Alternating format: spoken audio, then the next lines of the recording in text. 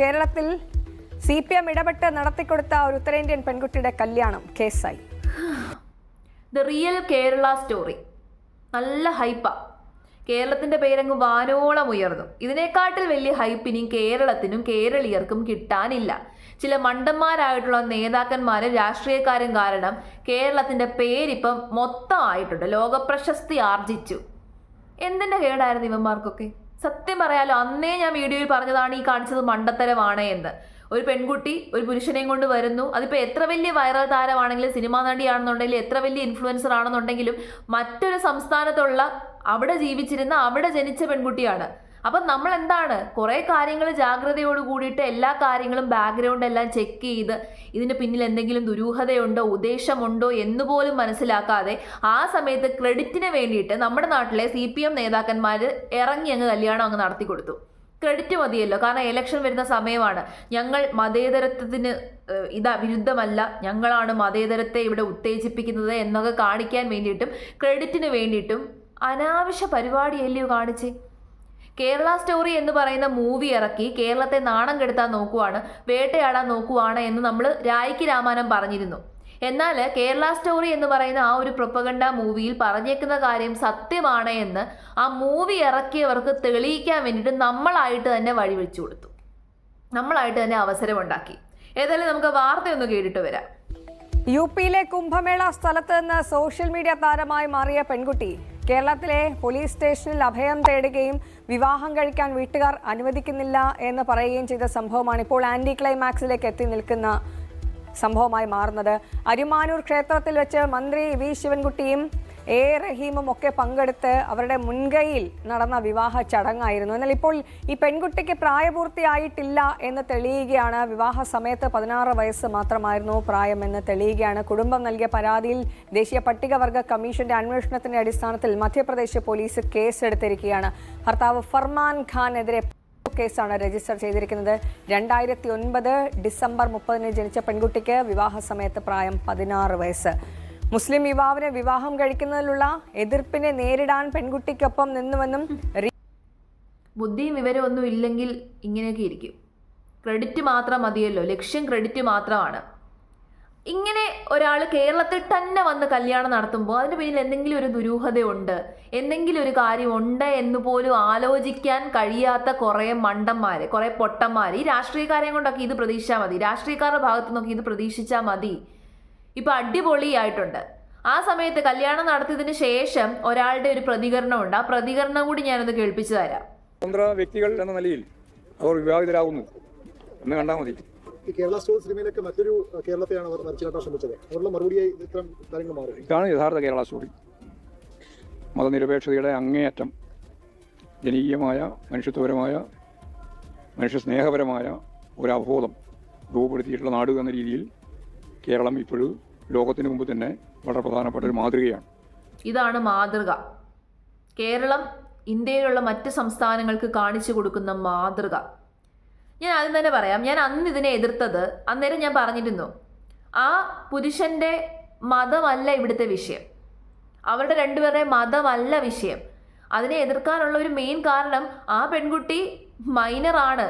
അന്നേ അതിനുള്ള സംശയം ഉണ്ടായിരുന്നു. ഞാൻ അന്നേ പറഞ്ഞായിരുന്നു, കുംഭമേളയിൽ വൈറലായ സമയത്തെ ഈ കുട്ടിക്ക് ഇത്ര വയസ്സേ ആയിട്ടുള്ളൂ എന്ന രീതിയിൽ വന്നതാണ് വാർത്ത. ഈ വാർത്തയൊക്കെ ഇവന്മാരും കണ്ടിട്ടുള്ളതാണ്, ഈ പൊട്ടന്മാരും കണ്ടിട്ടുള്ളതാണ്. ഇങ്ങനെ രണ്ടാൾക്കാർ കേരളത്തെ സമീപിക്കുന്ന സമയത്ത് നമ്മൾ സബ്മിറ്റ് ചെയ്തിട്ടുള്ള അവരുടെ സർട്ടിഫിക്കറ്റ്സും അവർ കാണിച്ചിട്ടുള്ള രേഖകളും ഒക്കെ ശരിയാണോ എന്നുള്ള ബാക്ക്ഗ്രൗണ്ട് ചെക്ക് നടത്തണം. ഈ വന്നിട്ടുള്ള രണ്ടുപേരുടെയും ബാക്ക്ഗ്രൗണ്ട് ചെക്ക് നടത്തണം. ഈ പെൺകുട്ടി ഇനിയും എന്തെങ്കിലും പറഞ്ഞിട്ട് ഭീഷണിപ്പെടുത്തി കൊണ്ടുവന്നതാണോ, ഇങ്ങനെയുള്ള കാര്യങ്ങളൊക്കെ ചെക്ക് ചെയ്ത് പുറകിലെല്ലാം ഓക്കെ ആണ് എന്ന് അറിഞ്ഞതിന് ശേഷം വേണമായിരുന്നു ഇങ്ങനെ ഒരു കാര്യം ചെയ്യാൻ വേണ്ടിയിട്ട്, കല്യാണം നടത്തി കൊടുക്കാൻ വേണ്ടിയിട്ട്. പകരം എന്താണ് ചെയ്തത്? ഇവിടെ ഒരു പെൺകുട്ടിയുടെ ജീവിതം കൂടിയാണ്. നമുക്കറിയത്തില്ല, 16 വയസ്സേ പ്രായമുള്ളൂ എന്ന് പറയുമ്പോൾ അത്രയും ലോകവിവരമേ ഉള്ളൂ. ഇത്രയും നാളും വലിയ ലോകവിവരം ഒന്നും ഇല്ലാതെ കഴിഞ്ഞൊരു പെൺകുട്ടിയാണ്. പെട്ടെന്ന് വൈറലായി. ഈ കാര്യങ്ങളൊക്കെ പ്രോസസ്സ് ചെയ്ത് വരുന്നതേ ഉള്ളൂ. ആ സമയത്ത് പല പ്രശ്നങ്ങളുണ്ടാകും. ആ പെൺകുട്ടിയെടുത്ത് കാര്യങ്ങൾ ചോദിച്ച് മനസ്സിലാക്കി അതിനെ ഒരു കൗൺസിലിംഗ് ഒക്കെ കൊടുത്ത് അങ്ങനെയൊക്കെ ചെയ്യണമായിരുന്നു. അപ്പോഴായിരുന്നു കേരളത്തിൻ്റെ പേരങ്ങ് വാനോളം ഉയരുന്നത്. ഇപ്പം ഇന്ത്യ ഒട്ടാകെ ഈ ഒരു വാർത്ത അറിഞ്ഞു കാണില്ലേ? അപ്പോൾ അവിടെയുള്ള സംസ്ഥാനങ്ങളിലൊക്കെയുള്ള ആൾക്കാർ എന്തായിരിക്കും വിചാരിക്കുന്നത്? കേരള സ്റ്റോറി പറയുന്ന കാര്യം ശരിയാ, കേരളത്തിലുള്ളവരെല്ലാം മണ്ടന്മാരാണ്, ഇങ്ങനത്തെ വിവാഹങ്ങളെ പ്രോത്സാഹിപ്പിക്കുന്നവരാണ്, നമ്മൾ ലിറ്ററസിയിൽ അങ്ങ് ഹൈ ആണ് എന്നൊക്കെ പറഞ്ഞ് നമ്മൾ ഭയങ്കരമായിട്ട് അഭിമാനിക്കാറുണ്ട്. ഇനി അങ്ങനെ അഭിമാനിക്കാൻ പറ്റുമോ? നമ്മൾ ഇപ്പോൾ വേറെ ഏതെങ്കിലും ഒരു സംസ്ഥാനത്ത് ചെന്ന് എന്തെങ്കിലും ഒരു കാര്യം പറയുമ്പോൾ കേരള സ്റ്റോറി എന്ന് പറയുന്ന സിനിമ നമ്മുടെ നാട്ടിലുള്ളതല്ല, കേരളത്തിൽ അങ്ങനെയൊന്നും ഉണ്ടാവാറില്ല, കേരളം ഭയങ്കര മാതൃകയാണ് എന്ന് പറയുമ്പോൾ അവർ തിരിച്ചു പറയും, അന്ന് മൊണാലിസയുടെ കല്യാണം നടന്നേയില്ലേ, ഞങ്ങൾക്കറിയാം നല്ല മാതൃകയാണെന്നുള്ളത്. ഇപ്പോൾ വലിയ കേസായില്ലേ? ഇനി കേസ് വരുമ്പോൾ ഈ രാഷ്ട്രീയക്കാരെല്ലാം കൈമലർത്തും, ഞങ്ങളൊന്നും ചെയ്തില്ലേ നാമനാരായണ എന്ന് പറഞ്ഞ് കൈമലർത്തും. അതേ നടക്കത്തുള്ളൂ. അന്ന് ക്രെഡിറ്റിന് വേണ്ടിയിട്ട് ഇലക്ഷന് മുമ്പ് ക്രെഡിറ്റ് വേണം, ഞങ്ങളെല്ലാവരെയും ഒന്നിപ്പിക്കുന്നവരാണ്. ഞാൻ ആദ്യം പറഞ്ഞില്ലേ, എന്തിനാണ് ഇതിനെ മതാടിസ്ഥാനത്തിൽ കാണേണ്ട കാര്യമൊന്നുമില്ല, മതം നോക്കണ്ട. ഒരു പുരുഷൻ ഇത്രയും ചെറിയ ഒരു പെൺകുട്ടിയെ സമീപിക്കുന്ന സമയത്ത് അതിൻ്റെ പിന്നിൽ എന്തെങ്കിലും ലക്ഷ്യമുണ്ടോ, ദുരൂഹതയുണ്ടോ, ഇനിയും കേരളത്തിൽ വന്ന് ചെയ്യാൻ കല്യാണം നടത്താൻ എന്തെങ്കിലും ദുരൂഹതയുണ്ടോ, ഇതിന് പിന്നിൽ ആരെങ്കിലും ഉണ്ടോ, ഇതൊന്നും അന്വേഷിച്ചില്ല.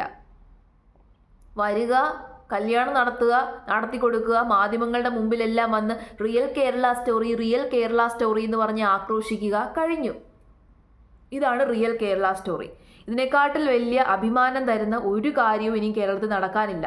ഇത് നല്ല അഭിമാനമാണ് നമുക്ക് കൊണ്ട് തന്നേക്കുന്നത്. സത്യത്തിൽ രാഷ്ട്രീയക്കാരുടെ ഇടപെടൽ ഇതിനകത്ത് ഇല്ലായിരുന്നുണ്ടെങ്കിൽ കുറച്ചും കൂടി നമുക്ക് പറയാമായിരുന്നു, അവർ കേരളത്തിൽ വന്ന് കല്യാണം കഴിക്കുകയാണ് ചെയ്തത് എന്ന് നമുക്ക് പറയാമായിരുന്നു. പക്ഷേ ഇവിടെ ഈ നേതാക്കന്മാരെല്ലാം ഇടപെട്ടത് കൊണ്ട് തന്നെ, ഈ നേതാക്കന്മാരെല്ലാം മാധ്യമങ്ങളുടെ മുമ്പിൽ സംസാരിച്ചത് കൊണ്ട് തന്നെ കേരളത്തിൽ ഉത്തരവാദിത്തപ്പെട്ടിട്ടുള്ള ആൾക്കാർ ആ പെൺകുട്ടിയുടെ കല്യാണം നടത്തി കൊടുത്തു എന്ന രീതിയിലായി. ഇപ്പോൾ കേസ് വന്നു, വേറൊരു സംസ്ഥാനത്ത് കേസ് വന്നു, കേരളത്തിലെ DGPയുടെ അടുത്തേക്ക് അവർ നോട്ടീസെല്ലാം അയച്ചേക്കാണ്. ആരുത്തരം പറയും ഇതിന്? ആരാണ് ഇതിനൊക്കെ ഉത്തരം പറയേണ്ടത്? ഇവർ കാരണം കേരളീയരുടെ മുഴുവൻ പേരാണ് ഇപ്പോൾ പോയേക്കുന്നത്, ചീത്തയക്കുന്നത്. നമ്മളെ മൊത്തത്തിൽ അപമാനിക്കുകയാണ് ചെയ്തേക്കുന്നത്. രാഷ്ട്രീയക്കാരാണ് എന്ന് പറഞ്ഞിട്ട് എല്ലാത്തിനകത്തും ഈ കാള വെറ്റുമെന്ന് കേൾക്കുമ്പോൾ എടുത്തത് കൊണ്ടല്ലേ ഇങ്ങനൊരു സംഭവം ഉണ്ടായത്. ഇനി അന്ന് ഞാൻ പറഞ്ഞിരുന്നു, നമുക്ക് ഉത്തരവാദിത്വം ഉണ്ട്. നാളെ ഈ പെൺകുട്ടിക്ക് എന്തെങ്കിലും സംഭവിച്ചു കഴിഞ്ഞാൽ ആരുത്തരവാദിത്വം പറയും? നമ്മൾ കല്യാണം നടത്തി അങ്ങ് വിട്ടു, പിന്നെ നാളെ ആ പയ്യൻ്റെ ബാക്ക്ഗ്രൗണ്ട് എന്താണെന്നുള്ളതോ, അയാൾ ഏത് സ്വഭാവക്കാരനാണെന്നുള്ളതോ, എന്ത് ഉദ്ദേശത്തിലാണെന്നോ ഒന്നും നമുക്കറിയില്ല. നാളെ ഇങ്ങനെ ഒരു സാഹചര്യത്തിൽ ഇതൊന്നും അറിഞ്ഞില്ല എന്ന് വിചാരിക്കുക, നാളെ ആ പെൺകുട്ടിക്ക് ആ പുരുഷൻ മൂലം എന്തെങ്കിലും ഒരു പ്രശ്നം ഉണ്ടായിക്കഴിഞ്ഞാൽ, അല്ലെന്നുണ്ടെങ്കിൽ ജീവഹാനി വന്നു കഴിഞ്ഞാൽ നമ്മൾ ഉത്തരവാദിത്തം പറയേണ്ടി വരും. കേരളീയർ മുഴുവൻ ഉത്തരവാദിത്തം പറയേണ്ടി വരും. കാരണം നമ്മളാണ് ഒന്നും ആലോചിക്കാതെ ഒന്നും അന്വേഷിക്കാതെ കല്യാണം നടത്തിവിട്ടത്. അപ്പോഴും പിന്നെ മറ്റുള്ളവർക്ക് പറഞ്ഞ് രസിക്കാൻ വേണ്ടിയിട്ടും, മറ്റ് സംസ്ഥാനക്കാർക്ക് പറഞ്ഞ് രസിക്കാൻ വേണ്ടിയിട്ടും, കേരളത്തെ അപമാനിക്കാൻ വേണ്ടിയിട്ട് നോക്കിയിരിക്കുന്ന ആൾക്കാർക്കും നമ്മൾ തന്നെ ഒരു ആയുധം കൈ കൊണ്ടുവച്ചു കൊടുത്തു. കേരളത്തെ എങ്ങനെയും ഉപദ്രവിക്കണം, ആക്രമിക്കണം എന്ന് വിചാരിച്ചവരുടെ കയ്യിലേക്ക് നമ്മളായിട്ട് തന്നെ കൊണ്ടുവച്ചു കൊടുത്തു. ഇന്നാ ഉപദ്രവിച്ചോ, ഇന്ന് അപമാനിച്ചോ എന്ന് പറഞ്ഞ്. ഇനിയിപ്പോൾ നമുക്ക് പറയാൻ സാധിക്കുമോ? ഇത് വെച്ചിട്ട് ഇനി നാളെ സിനിമ ഇറക്കത്തില്ലെന്ന് പറയാൻ പറ്റുമോ? ഇനി കേരള സ്റ്റോറി 3 എന്ന് പറഞ്ഞ് മൂവി ഇറക്കുമ്പോൾ അതിനകത്ത് ഇത് വെക്കത്തില്ല എന്ന് നമുക്ക് പറയാൻ പറ്റുമോ? മാതാപിതാക്കൾ സമ്മതിക്കാത്ത ചെറിയ പ്രായത്തിലുള്ള ഒരു പെങ്കൊച്ച് ഇവിടെ വന്നപ്പോൾ ഒരു ഉത്തരവാദിത്തം ഇല്ലാതെ അതിനെ ഒരുത്തൻ്റെ കൂടെ കല്യാണം കഴിപ്പിച്ച് വിട്ടു. ശുഭം. Real Kerala story.